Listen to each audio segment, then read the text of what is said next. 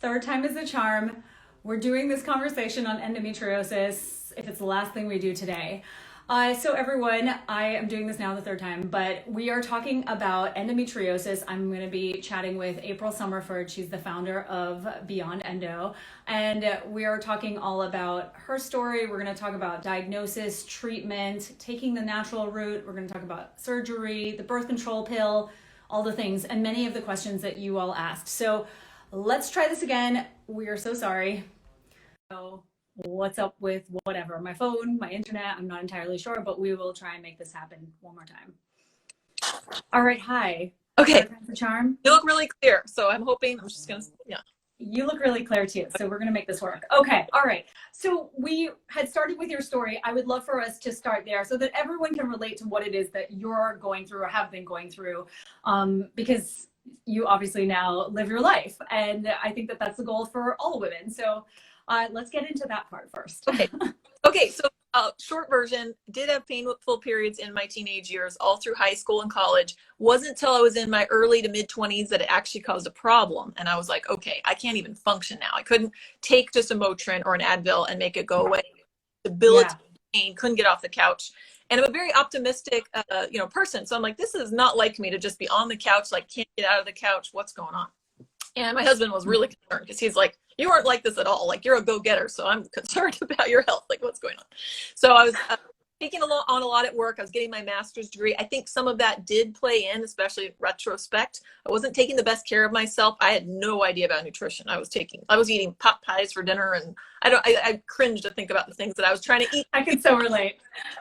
I was eating pot pies before taking my master's, homework to bed, kind of. It was like really not healthy. But I was, it's just so bad. I was doing all of that, and then what happened is I tanked so bad that I went to my doctor again and was like, no, this isn't a normal, like, you tell me pain is normal, but this is like, I can't function. So it's at what point is pain is normal turns into I can't even get off the couch or out of bed. That's not normal. And so she said, well, we should investigate then. We should look into this. And she had and I want to dissect this a little bit. She had a really interesting perspective about endo. She was concerned about even saying it to me or diagnosing me with it because she thought it was going to be like a life sentence. And so in some ways, I wish she wouldn't have had that perspective, because maybe we would have gotten the solution 5 years earlier, maybe 10 years earlier, which would have been nice. But instead, delayed the diagnosis because she was concerned about the fact that she didn't know about effective treatments for it. So she just said, well, we're not going to say that word. It's like a dirty word kind of a thing. We're not going to say endometriosis. And then we're going to go get you a scan for your gallbladder. And I'm like, okay, well, I've been in pain with my uterus for years, but my gallbladder is more important. It was very weird. So I finally got my scans. I did have a cyst. That led her to believe, well, okay, something's off. Let's go a little further. Sent me to the local OB who was a specialist. I say quotes, he was not a specialist. He treated women who are delivering babies. I was frequently sitting next to women who were pregnant. It was actually quite hard for me because I was going through infertility as well. And like sitting next to all these beautiful pregnant women, I was like, this is really, really harsh. And so what he did do for me is gave me a diagnosis, because we did do a laparoscopic surgery, but he didn't treat it effectively. So he did do burning cautery surgery. And I actually got worse after that. So I had a diagnosis, but I got worse. So then I basically, he gave me a prescription of Lupron, and I read all of the side effects. And I was like, I don't think this man understands what I'm trying to do in the world at all. And I literally wrote off, I quit. I said, I ripped up his prescription. I called his office, take me off your list. Don't call me ever again. I'm done. So that led me on my 4-year journey of basically teaching myself, because I know how to read research. I was in business research. I frequently taught at the university local business research classes. So I know how to read a PubMed article. I have no problem taking it down, So I PubMed myself till 2 a.m. for 4 years reading about nutrition. There wasn't like you and all these wonderful people that have popped up yet, right? I was like late night, like reading PubMed, like what's out there, So I'm reading nutrition, I'm reading about the immune system. Thank God for people like you. Well, and I'm a nerd. I love it, so I don't mind. But if I'm in pain, my superpower is, well, I'm going to go learn about how to get out of this. That's how I think. Everyone's different, but that's how I function in the world. So I was like late night PubMed. So 4 years, finally found relief. And I was actually at a new job where I got to travel the world. It's my favorite job so far. So much fun. Flew all over the place, and was able to do that still without white excision, which is kind of amazing. That's with nutrition, supplements, and like actually taking better care of myself, better sleep patterns, stuff like that. And then in 2017, I met a true specialist. He gave me white excision because I was still having like binding left-sided pain on my ovary that was really bothering me. and I knew something was wrong. So he immediately put up my pictures from my previous surgery and just ruined my life in a good way. It was like, well, you never even had a proper surgery. And he just explained it all to me. And I'm like, oh, okay. He's like, you still have endo in there. So still causing inflammation, still causing problems. I'm like, oh, okay. And so then after that surgery, I was able to continue all of the lifestyle interventions I did previously and find a sustainable way of living in the world. And so now I'm just, I just accumulate this information even more because it's so much fun to learn about the human body. Like I said, thank God for people like you, because not everybody's so excited to learn about the human body. Yeah. So there's that. But thank you so much for talking about that, because I feel like you have been through it all, so to speak, as it relates to having endometriosis and just all of the things, the types of surgery, the changes on your own, trying to get the diagnosis, the struggle of being sort of gaslit by your doctor and being told that this stuff is normal. I mean, I feel like we hear these stories over and over again. And so I would like to do is talk about what endometriosis is versus what it's not, because to this day there's so much confusion, and even just with doctors in general. I mean, so many doctors don't even know what endometriosis is, and if you just do a Google search, you'll find ridiculous amounts of misinformation. So I think that what it is, what it isn't would be really helpful. Yes, let's start there. And I want to explain the tail end of my journey is after I woke up from surgery and found the answers that I really desperately needed. I kind of had this epiphany that I to keep this information to myself anymore, and I was going to somehow share it with the world. I just didn't know how that was going to play out. And then the pandemic hit, and I knew all the services were shut down, and women with endo are on the low, rung of the totem pole, which I understand. There's a lot of other needs, but that's why I started my Beyond Endo support group. I was like, okay, I have to give girls functional ways of surviving this pandemic with extra stress, and already having endo is crazy.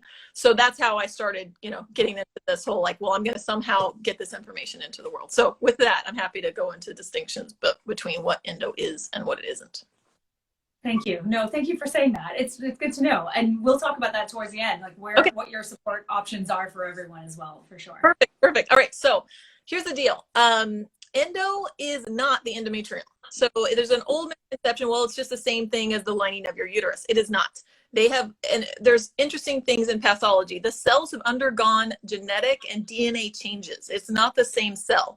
In fact, we like to not use the word cancer because cancer is different. Cancer is like now the cell is actively replicating itself with damaged DNA. Okay. So cell is more like a senescent. I'm going to get a little technical. It's more like a senescent zombie cell, meaning the body said, hey, that cell is no longer proper, and it marks it for cell death, but something's going on that the immune system isn't properly cleaning it up and removing it from the body. So it sits where it is dormant because the immune system's smart. If a cell's going rogue, it shuts it down. It says, oh, you are no longer a functional cell. We're going to shut you down. But it's not the later stage of that process where your body should be clearing it out naturally isn't happening. So that immune cell that marked it for cell death, now that lesion, that endo lesion, is actually causing local trauma and inflammation to the neighboring tissue because it's not actually responding to signals of the body the way it should. Right. So it's like not it. Oh, did I lose you? No? You're still there. Okay. No, I just said you're very helpful. Keep going. Yeah, keep going. This is great.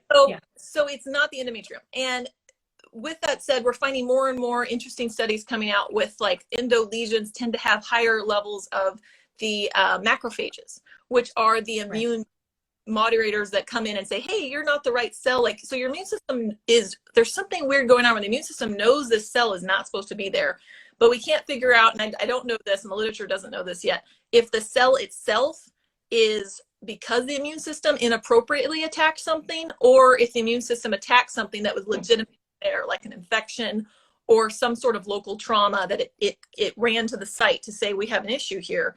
But then for some reason, this is where the immune system part gets weird, it's not clearing those cells. So anyway, there's really interesting things about endo lesions. I've nerded out and looked at the pathology reports, and these cells have lots of weird things about them that are not like other cells.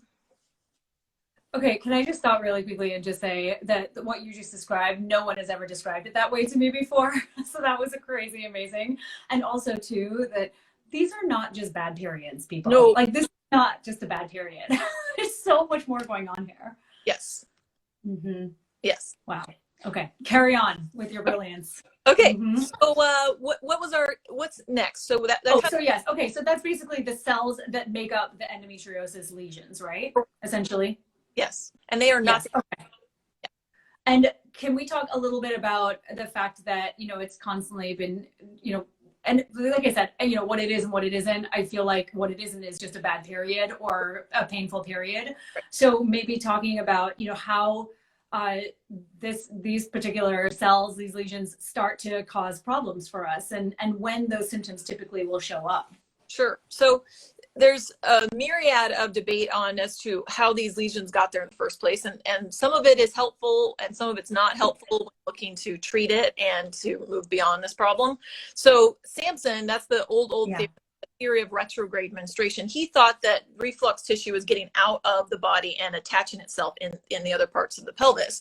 Some people say that's completely improbable, that's not possible. And some people say that is actually a factor of what's going on. It's interesting because part of the reason why I think that all endo is not the same, and I think that's the other problem we're dealing with, kind of like we're starting to get smart in the mental health field about the fact that like not all forms of ADD are the same thing, or not all forms of, even bipolar disorder are the same thing. I don't think all endo is the same thing. So I think the reason why there's so misconceptions and confusion about all of these theories of origin is that I think that some women's endo is possibly cells probably laid down in the wrong place when they were born. There is actually some truth to that theory, it seems. Like in utero? In utero, right? Yeah, okay. And we could get into the kind of fun, origin story of like why that happened. We have a higher level of toxins and dioxins in the environment, and whatever your grandmother was exposed to, your mom was exposed to, and you were exposed to, right? Because you were all in utero, right? It's really crazy. Right. That's Yeah, possible. so cool. There's a lay down of improper cells there that are like laying dormant, so to speak. There's also a possibility that some women are actually having issues with reflux tissue because actually when they look at studies, women do have reflux tissue. It's just that the immune system knows how to go in, clean up that tissue and go, oh, well, that's from the last period, and it gets rid of it, right? Whereas with endo, something's happening where these lesions are forming, the immune system is not properly getting rid of these cells and it's causing a larger problem, right? In the pelvis. So my point with that is the interesting part about that whole process is whether or not your endo was laid down at birth or it came later about because of some sort of immune flare, infection, and some sort of local trauma. Because I've really seen a lot of women that even had like a skiing accident or a bicycle accident or some sort of like physical trauma happen to their pelvis that threw things off. So it seems like there could be all these different onsets of what endo is. When it's set off and your cells are not, and your immune system and your cells and your hormones are not working in conjunction with one another, you're going to have symptoms. You're going to have something. And some women don't have pain, but they do have other issues. They have other symptoms. So there are lots of ways of endo presenting itself. Okay, this is so great. And so do the conditions have to be right for those cells to sort of start acting out, so to speak? Meaning, does there have to be an inflamed environment or something else going on for symptoms to start to show? Yeah. So this is a big mystery for me because I've collected not my story but a lot of other women's stories at this point. I've listened to a lot of women. And the odd thing is there are some women who have silent endo, and it's not a lower stage of disease, if that makes sense. So the surgeon goes in and they have frozen pelvis, like all of their organs are actually tied together. In fact, just this past summer, I was listening to a girl in my group and I was like, she doesn't have any pain. She doesn't have any of the regular bowel, urinary, or those types of symptoms, but something's wrong. Like I'm like, I think she has endo. So I referred her to the local to an actual specialist. And I said, go talk to the specialist because he's been doing this for 30 years. He knows like what's going on. She did decide to have surgery, and she had one of the worst cases that he's ever seen in his practice of her organs being completely glued and fused together. And she had oh my God, no kidding. That's crazy. So what happened? Yeah. So she got that all cleared up and was able to, because she had mobility issues. She was having pain with like stretching and with exercise and things like that, but she didn't have any period pain or any bowel issues or anything like that. So once she had that all cleaned up, she's able to do all these lifestyle interventions now and get all of her other adhesions and inflammation in check, and she's doing really, really well now. So, and that she's young, so it'll help with her fertility options too, because obviously she was not going to be fertile with her fallopian tubes and her ovaries being tied to other organs in her pelvis. So now she has more choices in life than she would have previously. But the thing is, it's like, so some of us, like I had extreme pain since I was a kid, and I did have pain. So that's how I knew there was something wrong.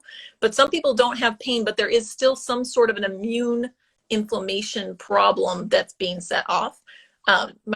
My big vision in the world is like one day we'll have a really good diagnostic test that actually will give you markers. Like they'll look at inflammation, they'll look at your nutrient levels, they'll look at your genetics, and we'll actually be able to tell us, you're at a higher risk for endo, even if you have no symptoms, currently showing that this is a problem. And if we get it early, we could prevent a lot of these long-term traumatic, frozen pelvis type of situations. That's kind of my big dream one day, hopefully in the future. That is the dream, sister. I agree with you completely. It's what we need to be aiming for. Why aim for anything less at this point? Right. So maybe, okay, that was so helpful. Can you talk a little bit about the symptoms again, so everyone is clear what they're looking for mostly? Maybe we can just talk about the more common symptoms. Sure. Let's talk common, and then I do want to get a little nerdy and talk about some of the futuristic markers that there are doctors out there who help pull these. So let's talk about it. Let's do it. I wanted to talk about that when we were talking about testing for it and or diagnosis. Yeah, well then I'll wait for that part. I'll just talk about this. About this because I study this for all the time. So with the current symptoms, okay, painful period is not normal, as you teach and as you preach, and your books are wonderful. If you have a painful period, there's a reason behind it. It doesn't mean it's endo, but there is a reason. So we need to mark off all of our check boxes and see, once all the interventions have been done, if you're not receiving relief from those interventions, endo might be a problem that needs to be addressed, right? So painful period, never normal. Painful bowel movements is actually pretty frequent because the bowel involvement is right there next to the uterus, and it can tend to get stuck there.